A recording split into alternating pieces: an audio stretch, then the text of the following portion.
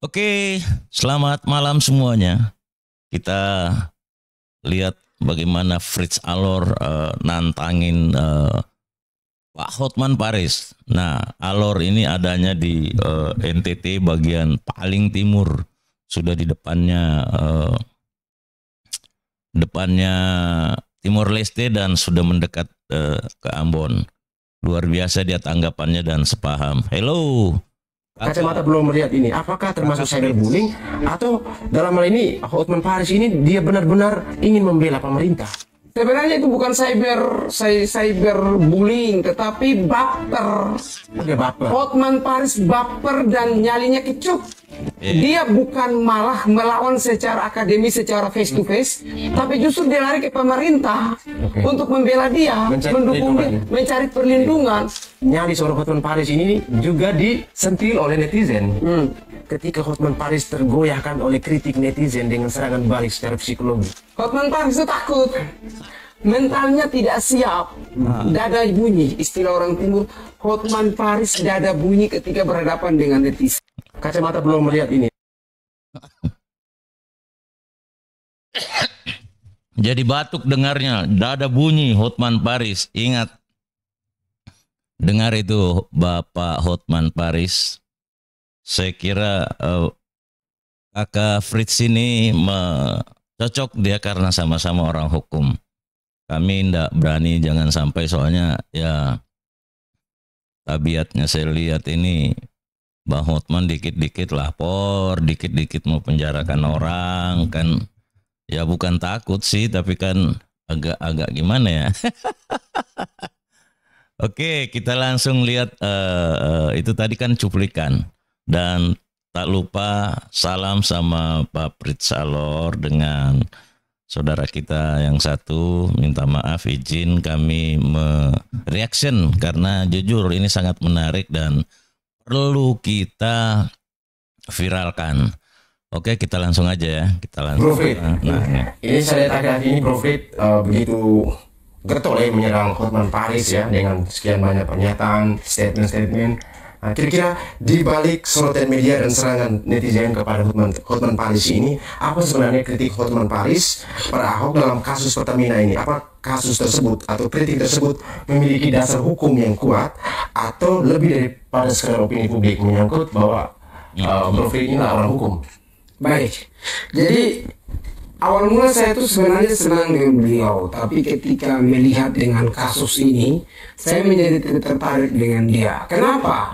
Karena Ahok itu ingin sekali membongkar ataukah menyampaikan ke publik secara terbuka bahwa di dalam internal Pertamina ini ada masalah. Iya. Dengan bukti, dengan dalil adalah Ahok punya rekaman, Ahok punya catatan selama ia menjadi komisaris utama. Nah, ketika Ahok berbicara demikian, harusnya si Hotman ini atau Pak Hotman ini meminta jaksa memanggil Ahok agar Ahok menjadi saksi lalu membongkar semua persoalan yang ada di internal Pertamina. Kenapa? Karena kasus korupsi yang terjadi di Pertamina ini sebesar 193,7 triliun ini tidak sedikit, Bang. Yang kedua, 1 tahun ya. Nah ini, saya kira Bang Fritz ini, kakak Fritz ini masih muda, sarjana hukum ya. Tentu kalau lihat umurnya belum bisa sampai doktor seperti Bang Hotman. Tetapi nalarnya, logikanya itu ya sudah bisa melewati mungkin dokter-dokter yang dokter muda gitu loh.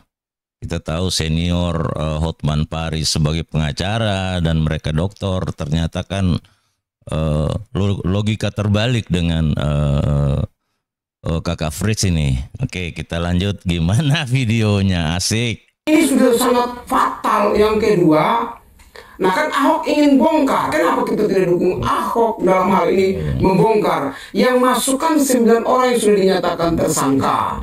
Saya yakin diduga juga ada juga orang-orang yang mungkin belum terpublikasi. Betul. Kenapa tidak dibongkar? Ahok kan mungkin merasa tidak puas bahwa kalau merasa tidak puas sehingga ia meminta kalau jaksa panggil ia siap untuk berhadapan dengan jaksi, dan dia minta kalau bisa ditayang secara terbuka. Ada apa di balik ini katanya?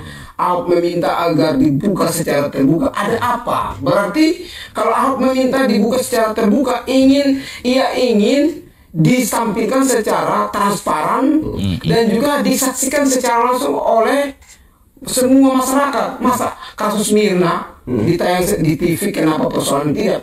Kalau disembunyikan, ada apa di balik itu? Iya, nah itu ada apa di balik itu. Dan kita lihat yang ditangkap ini kan masih prajurit lah. Ini kan ya tidak mungkin, dia hanya operasionalnya, bukan kebijakannya gitu loh. Betul, Kakak Fris ini. Itu pertanyaan saya, kira-kira segitu getolnya Hotman Paris berkor-kor ya, kita katakan mengkritik Ahok, juga sekian banyak netizen juga yang malah menyerang kembali Hotman Paris. Artinya bahwa netizen yang pro Ahok, kira-kira ada motif apa di balik Hotman Paris? Nah, kalau secara pribadi kita tidak bisa tahu alasan, dan secara pribadi seseorang mengungkapkan sesuatu pastikan di internal dia yang tahu. Kalau dihukumkan bicara tentang asas dugaan, kita tidak bisa bilang Hotman Paris punya motivasi ini dan ini. Kita tidak bisa bicara karena nanti akan salah bicara. Sehingga saya berpikir ketika Pak Hotman menyerang Ahok, ketika Ahok mau bongkar, ini ada apa? Ada apa yang disembunyikan oleh Pak Hotman? Jangan-jangan ada sesuatu hal besar yang Pak Hotman tidak ingin Ahok bongkar. Karena ia tahu bahwa Ahok mengetahui semua isi perutnya di dalam Pertamina. Dia tahu siapa-siapa otak-otak di dalamnya. Di dalam Dewan Direksi kan Ahok komisaris. Dia tahu persis. Jadi kalau kita mau tahu tentang isi hati daripada Hotman, tidak mungkin kita ketahui karena dia yang tahu secara sendiri dan Tuhan yang tahu. Tetapi dari isi bacaan secara kulit luar, saya membaca dari kulit luar, ini ada sesuatu hal yang mungkin Hotman takut Ahok bongkar. Kira-kira ada potensi bahwa Hotman Paris ini juga terlibat di dalam skandal itu? Kalau terlibat itu saya tidak tahu ya, karena saya tidak tahu karena dia tidak terlibat di dalam internal Pertamina, tapi di pihak ketiga kan saya tidak tahu. Atau mungkin dia punya kedekatan atau relasi dengan orang-orang itu? Nah, kalau berbicara relasi, setiap kali seseorang itu mau berbicara kan mungkin ada request. Saya menduga Bang Hotman ini requestan oleh orang-orang tertentu. Cemerlang. Saya dukung. Bravo buat Bang Fritz. Padahal kita tahu ya, Bang Hotman ini orangnya transparan, apalagi kalau sama Seprinya itu kan tidak ada disembunyi. Kita kadang-kadang malu dengan tampilan seperti itu, tapi mereka banggakan malah. Ada apa di balik itu? Ada pesanan kah? Ajar Bang Fritz. Di belakang layar yang mungkin ada ketakutan, takut Ahok bongkar, sehingga siapa yang cocok lawan Ahok, mungkin melalui Pak Hotman kah, orang-orang tertentu untuk membuat supaya Ahok berhenti, stop bongkar-bongkar persoalan ini, diam maksudnya. Berarti secara tidak langsung sebagai pegiat sosial media, Hotman Paris ini aku termasuk juga sebagai seorang buzzer hukum. Ya bisa jadi begitu, bisa jadi titipan begitu, bahasa kasarnya titipan orang, titipan untuk menyampaikan informasi lawan Ahok. Ia tahu bahwa orang-orang tertentu ini tahu bahwa Ahok ini bukan orang sembarang. Tapi yang menjadi pertanyaan itu, apa kapasitas Hotman Paris di dalam lingkungan ini? Nah, di dalam internal dia kan cuma penegak hukum sebagai pengacara, itu belum masuk dalam satu pengacara juga. Artinya sama dengan saya, orang luar, bukan orang dalam. Nah, kalau berbicara kapasitas, dia juga tidak punya kapasitas untuk menyerang Ahok. Ini kita lihat secara logika ya. Kalau dia Hotman Paris merasa bahwa dia adalah netizen atau juga warga negara Indonesia, kita rakyat gitu. Tapi pada kesempatan ini dia berada di pihak pemerintah, di mana berarti dia merasa tidak terdampak dong. tidak berdampak dalam hal ini dia sebagai masyarakat. Tapi ketika netizen atau masyarakat mengomentari malam dan mendukung Ahok, kita perlu mempertanyakan posisi Hotman Paris. Betul. Kira-kira betul bagaimana? Jadi memang saya juga bingung ketika melihat video ketika netizen yang mendukung Ahok untuk membongkar kasus korupsi yang ada di internal Pertamina ini, kenapa dia malah marahin orang-orang yang ikut Ahok? Dia bilang, netizen pendukung Ahok, harusnya Anda tuh puji saya katanya, meminta dipuji. Loh, kami bukan suka memuji orang. Kalau memang Ahok itu benar, kenapa kita tidak dukung dia? Nah, berkaitan dengan hal ini, Hotman Paris ada di mana? Kalau memang ia itu betul-betul pro ke rakyat, harusnya dia betul-betul puji terhadap rakyat, karena Ahok berbicara, rakyat ikut sepakat. Pernyataan Hotman kan rakyat tidak setuju. Otomatis pernyataan Hotman kepada Ahok dibantah oleh netizen maupun rakyat. Nah, secara internal Hotman Paris kan bukan orang dalam juga, otomatis dia juga tidak punya kapasitas. Nah, kalau harusnya itu dia sebagai orang yang public figure memposisikan sebagai masyarakat, harusnya dia itu mendengar aspirasi rakyat yang banyak, bukan mendengar satu dua pihak saja. Nah, dia harus bantah, bukan bantah Ahok, tapi bantah orang-orang yang mungkin ada 9 orang itu yang kalau misalkan berbicara lain, dia bisa berbicara sisi hukumnya. Kalau kali ini videonya yang viral itu, dia berbicara berdasarkan sisi influencer. Masa pendukung Ahok mendukung Ahok untuk membongkar kasus korupsi ini, ia tidak mendukung, malah ia melawan Ahok dan ingin Ahok jangan berbicara. Jangan bungkam dong, orang punya hak untuk berbicara. Betul sekali.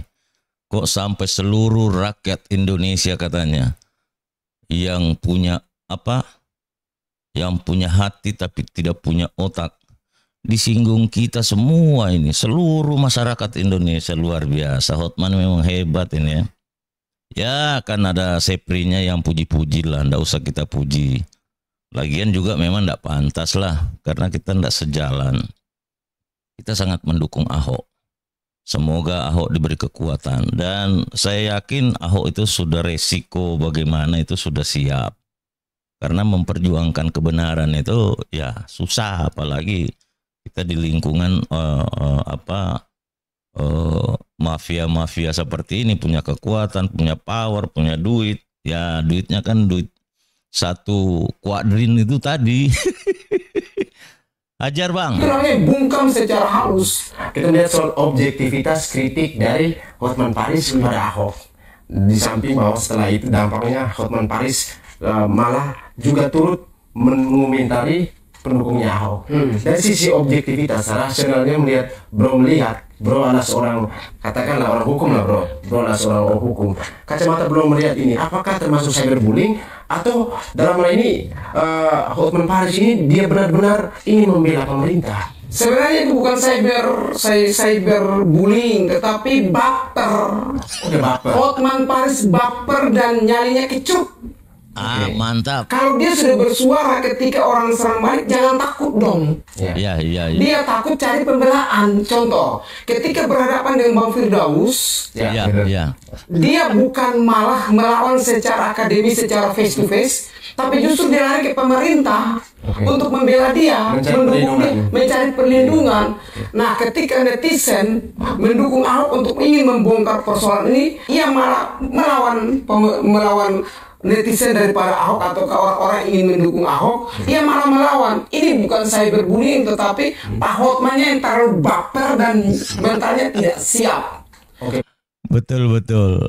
Aduh, kalau kita lihat ini malah Hotman ini sudah kelewatan. Yang dia Ahok itu sudah pribadinya yang dia serang.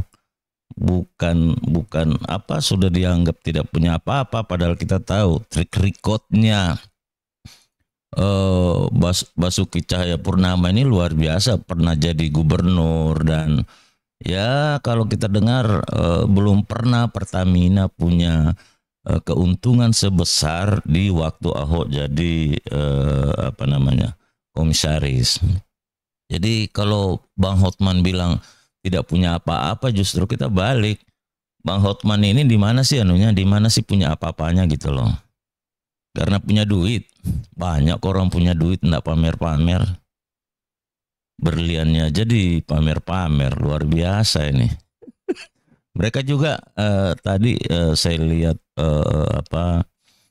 postingannya Habib Kribo itu sangat mengecam itu sikapnya Bang Hotman. Oke, hajar langsung Kakak Fritz. Berarti tendensius di dalam kritiknya Pak Hotman ya. Dan ada apa di balik itu? Kenapa dia serang netizennya? Nah, pertanyaan ini kan sebenarnya nyali soal Hotman Paris ini juga disentil oleh netizen. Ketika Hotman Paris tergoyahkan oleh kritik netizen dengan serangan balik secara psikologi, kira-kira belum lihat gimana? Hotman Paris itu takut, mentalnya tidak siap. Dada bunyi, istilah orang timur. Hotman Paris dada bunyi ketika berhadapan dengan netizen. Yang pertama, yang kedua, saya coba live mengangkat isu tentang Ahok, dan ketika saya coba mengkritisi Ahok, netizen pada semua bully saya juga. Mereka pada dukung Ahok.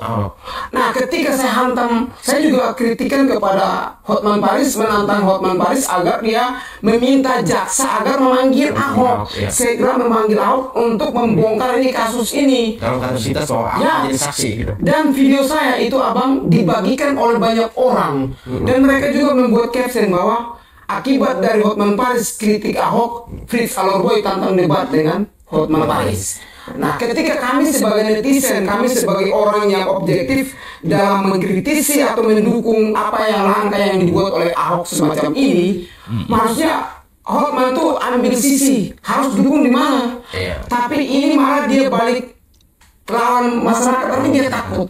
Dalam video yang saya nonton, dia meminta agar netizen daripada Ahok ini memuji dirinya, memuji Hotman. Artinya disitulah dilihat bahwa Hotman Paris punya nyali kecil. Hotman Paris itu takut dibully. Kalau takut dibully, jangan bermain media sosial. Kalau mentalnya tidak siap, jangan bermain media sosial. Tidur aja peluk bantal atau peluk istri.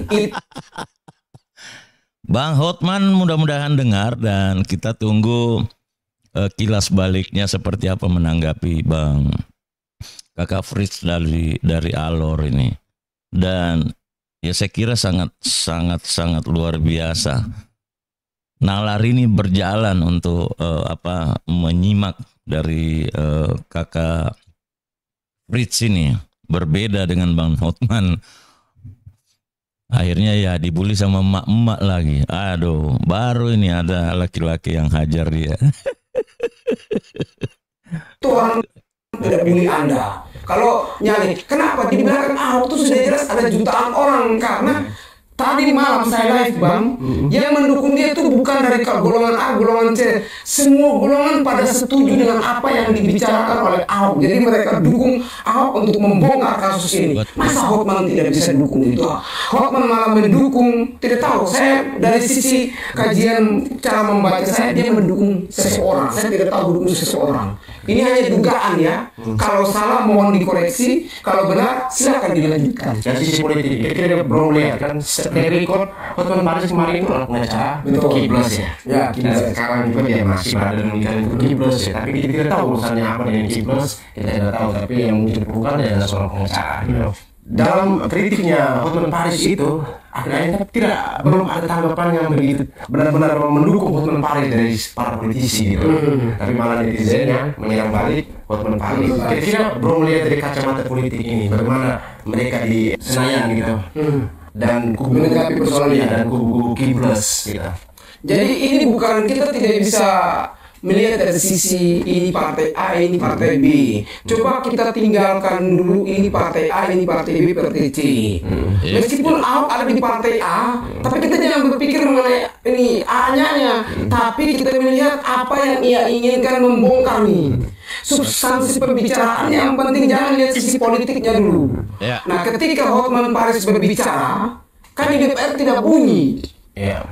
Nah, menurut saya mendorong coba dari pihak DPR, baik itu Kiblos atau apapun itu, angkat di DPR dong, bahwa Ahok sudah berbicara begini, panggil jaksa. Kenapa jaksa tidak panggil Ahok dan meminta pertanggungjawaban Ahok terkait dengan pernyataannya sendiri. Harusnya DPR itu segera memanggil karena ini kerugian negara 193,7 triliun kali 5. Ya, 1.000 triliun. 1.000 triliun. Ya, untuk 5 tahun. Untuk 5 tahun. Di masa pemerintahan sebelumnya. Di masa pemerintahan ini disclaimer dulu, di masa pemerintahan sebelumnya. 1.000 sekian triliun, 1.000 lah. Itu kan bukan sedikit. Akumulasinya. DPR sebagai fungsi pengawasan harusnya persoalan ini harus diangkat di komisi terkait. Benar. Berbicara secara kuat kalau memang bisa panggil Ahok, Anda punya maksud apa? Tapi kalau memang ini panggil jaksa, jaksa dipanggil, kenapa Anda tidak panggil Ahok? Ada alasan apa? Apakah kepentingan politiknya? Politik karena mungkin jaksa ada di internal pemerintah.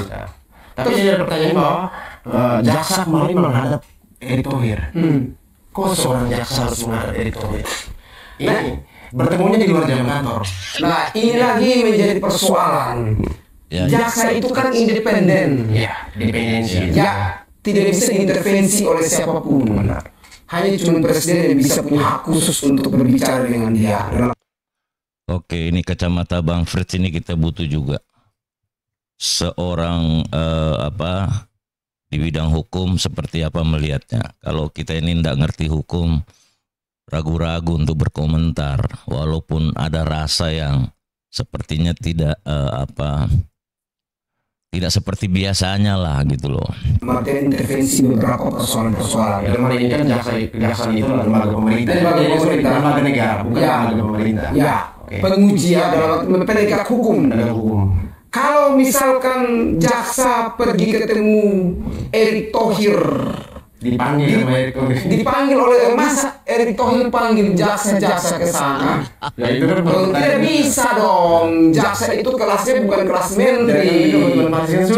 Jangan-jangan ini asas praduga. Ada orang yang titip, kita tahu lah siapa yang titip. Tapi kan masa si Erick Thohir menteri panggil jaksa ke sana. Harusnya itu tidak bisa begitu, presiden yang panggil semuanya.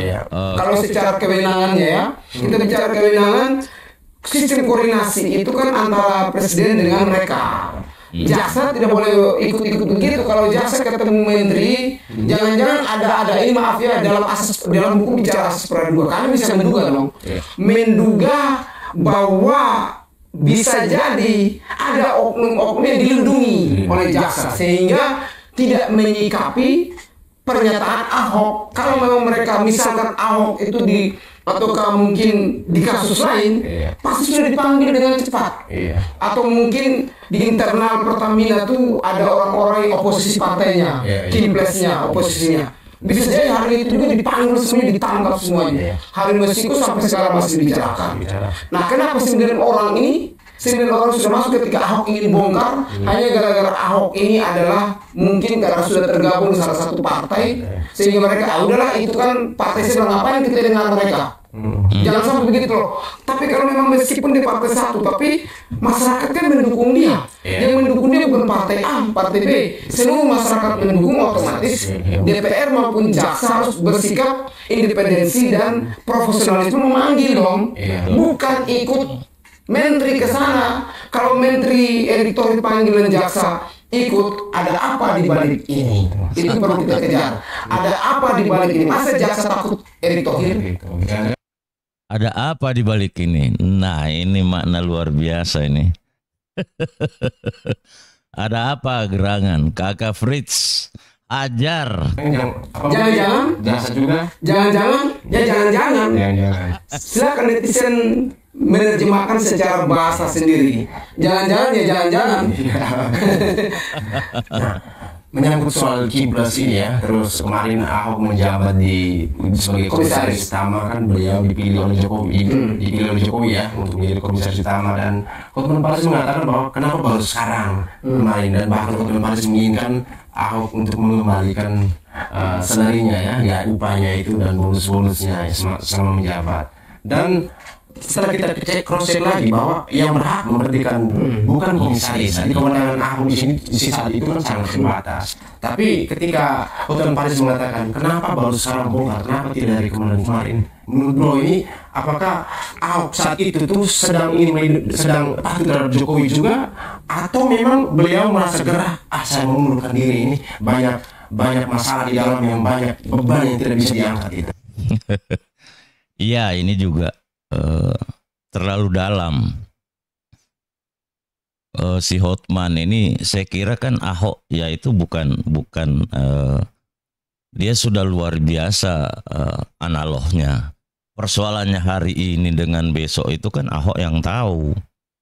Kalau masalah itu mau diekspos pada saat itu tapi tidak ada hasilnya, ya untuk apa? Dan kita dengarkan bahwa Ahok 8 bulan dia mau ketemu Pak Presiden, tetapi tidak terbuka pintu gitu loh, dan dia tidak tahu alasannya apa gitu. Jadi bukan dia tidak melaporkan, mau melaporkan itu ya, cuma ya aksesnya ndak ada. Dan ya itulah bahwasanya apalagi kan punya rekamannya semua Pak Basuki Cahayapurnama. Jadi persoalannya kapan ya bukan urusannya Hotman Paris. Ini juga kayaknya Hotman Paris mengatur-atur Ahok, ada apa itu loh. Kira-kira kacamata Bro. Ada dua hal ya, tadi abang bertanya tentang pertama mengundurkan diri, yang kedua masalah yang tadi, masalah antara direksi. Sebenarnya begini abang, Ahok kan sudah mendisklaimerkan dirinya. Iya. Dia tidak leluasa karena untuk memberhentikan jajaran direksi di bawah. Itu kan yang punya kewenangan penuh adalah direktur utamanya.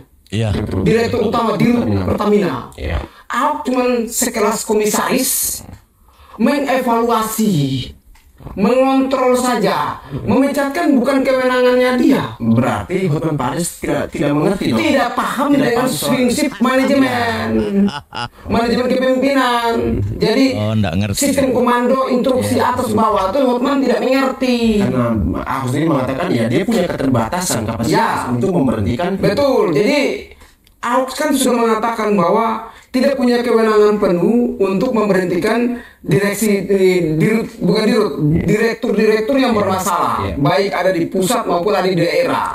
Maka itu yang harus memberhentikan adalah Dirut. Tadi pertanyaan bahwa apakah Ahok berhenti itu karena melari masalah? Tidak. Menurut saya, meskipun kita beda pilihan kemarin ya, tapi saya harus berbicara secara objektif dan profesionalisme bahwa Ahok bukan lari dari kenyataan, tapi karena beda pilihan politik. Kalau saya baca dari kasat mata Ahok itu, orangnya A ya A, B ya B, tidak suka ya tidak suka. Saat itu, ia itu mendukung Ganjar. Nah kalau dia mendukung Ganjar dan tidak setuju, kalau misalkan dia mendukung Ganjar lalu ikut berkampanye, daripada dia yang dicopot lebih baik diambil keputusan mengundurkan diri. Kayak saya, daripada saya dicopot dari mantan sekretaris jenderal salah satu ormas parpol, lebih baik saya mengundurkan diri duluan. Saya tahu bahwa nanti ke depan ini goyangannya kencang, mempermalukan saya, lebih baik saya mengundurkan diri. Maka itu Ahok mengundurkan diri bukan karena lari dari permasalahan ini, tapi karena beda pilihan politik, di mana dia mendukung salah satu pasangan, sementara ini pemerintah semua ada di pasangan Prabowo. Nah pertanyaan saya, ketika Ahok masih menjabat sebagai komisaris utama ini, apakah satu bentuk kepatuhan Ahok terhadap Jokowi selain dikatakan sebagai beda pilihan politik ya? Ataukah memang Ahok juga diajak masuk juga untuk main seperti itu, tapi akhirnya dia mengundurkan diri selain pilihan politik? Menurut Bro, apa ada pandangan lain seperti itu? Kalau kita ikuti yang sebenarnya itu direksi itu biasanya titipan partai politik, elit. Jadi meskipun abang idealisme mau memberhentikan bawahan, pasti ada intervensi dari pihak-pihak tertentu. Itu orang saya dong, jangan diganggu. Jangan diganggu dong. Karena itu kan namanya berpikir perasaan, daripada ganggu dan menjadi masalah. Ya sudah, dia mungkin belajar mendiamkan diri saja. Keluar baru mungkin dia cari momen untuk mau menyikat atau membongkar semuanya. Betul. Jadi kalau berbicara tentang mungkin dia takut Jokowi atau takut Jokowi, orang ini kan objektif. Dalam politik itu selalu objektif. Ketika beda pilihan politik, ya berjalan beda pilihan politik. Tapi ketika sudah bersama-sama, kembali saling merangkul. Toh Jokowi dengan Ahok pernah bersama-sama di Pilkada Jakarta. Betul. Di pemimpin Jakarta, otomatis mereka punya kemesraan masih berjalan normal. Hanya saja mungkin netizen yang menilai lain. Nah, Pak Jokowi dan Pak Ahok itu kan orang sudah dewasa. Pasti berpikir sudah kali ini kita objektif. Objektif, saya dukung si A, maka saya begini. Pak Jokowi juga terima dengan sukacita kok, tidak protes, tidak segala-galanya. Bebas pilihan politik. Bebas pilihan politik. Begitu. Nah sekarang kita melihat soal Hotman Paris ini. Kira-kira terakhir nih menurut Bro, apa yang ingin sampaikan kepada Hotman Paris terlepas yang Bro sudah sebarkan di sosial media ya, dan melihat kapasitas dari Hotman Paris ini, terus bagaimana objektivitas dia, dan dari kacamata hukum Bro, kira-kira apa yang Bro bisa simpulkan bahwa Hotman Paris ini adalah siapa sesungguhnya selain dia seorang pengacara kuno yang sudah diketahui masyarakat? Dari sisi hukum, kita itu belajar tentang tindak pidana khusus dan tindak pidana korupsi. Iya. Di situ dosen selalu mengingatkan bagaimana kita ini memberantas kasus korupsi. Iya. Kasus korupsi ini harus dihabiskan semua supaya ketika tidak ada korupsi maka anggaran itu bisa dipakai untuk dibantu kepada masyarakat kecil. Betul. Jadi coba lihat 1.000, kalau tadi abang bilang 1.000 lebih, ini cuma dinikmati oleh 1-2 orang. Kalau dikasih ke rakyat berapa banyak yang menikmati, jutaan orang yang bisa menikmati. Jadi kita belajar tentang sisi hukum. Saya tahu Hotman Paris pasti belajar itu. Nah kalau Anda melihat dari kasat mata secara objektif, Bang Hotman, marilah kita sama-sama memperjuangkan keinginan rakyat. Dalam hal ini terkait dengan kasus Pertamina, rakyat menginginkan agar kasus ini dibongkar sampai ke akar-akarnya. Jadi tidak ada dusta di antara kita. Mantap. Nah kalau Pak Hotman Paris masih melindungi orang-orang sendiri itu sendiri, bagaimana hukum ini mau ditegakkan ke atas dan kemana-mana?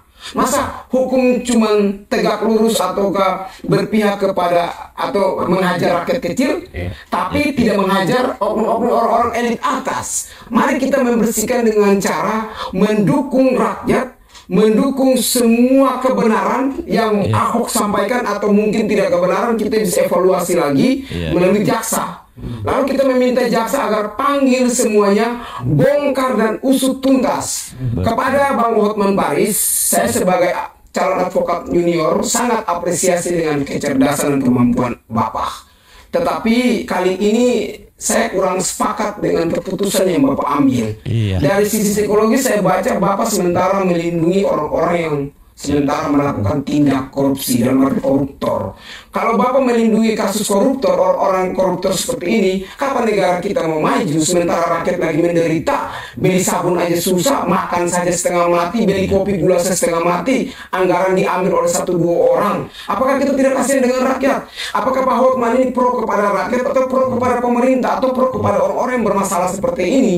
Mari dengan objektif, mari kita dukung masyarakat. Masyarakat butuh kita, termasuk Pak Hotman Paris, untuk menyuarakan agar kasus korupsi kita habisin semua, lalu anggarannya kita bagikan kepada masyarakat. Jadi, waduh, ini pesan moral ini buat Bang Hotman.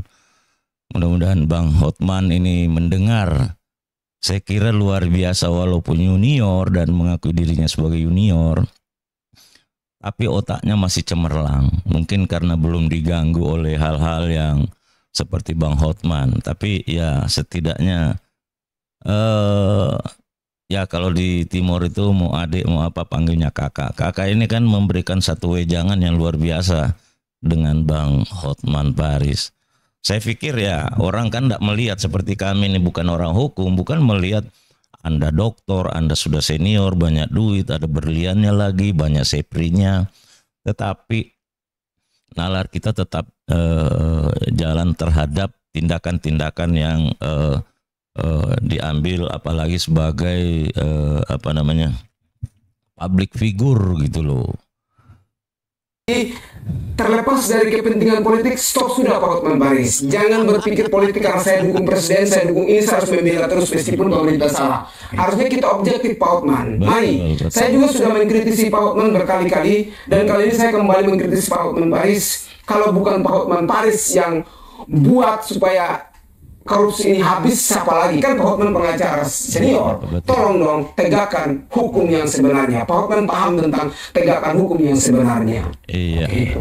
Luar biasa Bang Frit ya, generasi yang selalu fenomenal. Terima kasih teman-teman sudah menyaksikan bersama Bung Frit Alorboy yang selalu fenomenal di ruang domain publik sosial media ya, Indra NTT. Dan boleh mengkritik apapun caranya, tapi harus tetap rasional dan objektifnya, dan harus objektif. Setelah menyaksikan tayangan ini, kira-kira kalian mendukung siapa? Oke, saya kira daging semua ini kakak Fritz dengan wejangan-wejangan.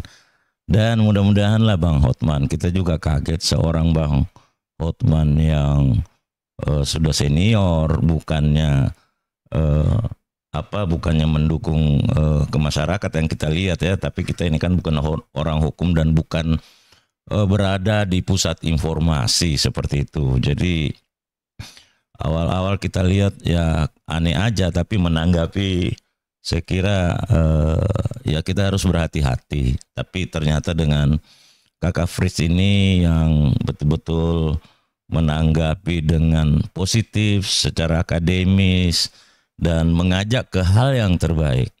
Semoga Bang Hotman ini mendengar dan kita tunggu mungkin ada flashbacknya Bang Hotman yang memang kira-kira rasional untuk kita terima. Iya, jadi kacamata belum melihat ini, apakah termasuk cyberbullying atau dalam hal ini itu tadi kritik dan termasuk wejangan dari kakak Fritz ini dari Alor, salam dari Alor. Sonde ada dusta di antara kita ya Bang Fritz, dan terima kasih. Karena kami ya selaku juga kita sebagai YouTuber kan melihat informasi secara full, namun karena bukan kita di bidang hukum dan jauh dari pusat informasi, tentu melihatnya berbeda gitu loh dengan Bang Fritz. Dengan podcastnya yang luar biasa, ya kami selaku pribadi berterima kasih. Dan ketong saudara, beta pernah di Alor dan juga kami lama di NTT. Jadi mulai dari Alor sampai Labuan Bajo itu hidup saya separuh di sana. Jadi sangat mengenal bagaimana jiwanya orang NTT. Sekali lagi terima kasih banyak kakak Fritz dan semoga kita bisa jumpa darat kalau di NTT. Oke, terima kasih. Kami akhiri. Assalamualaikum warahmatullahi wabarakatuh.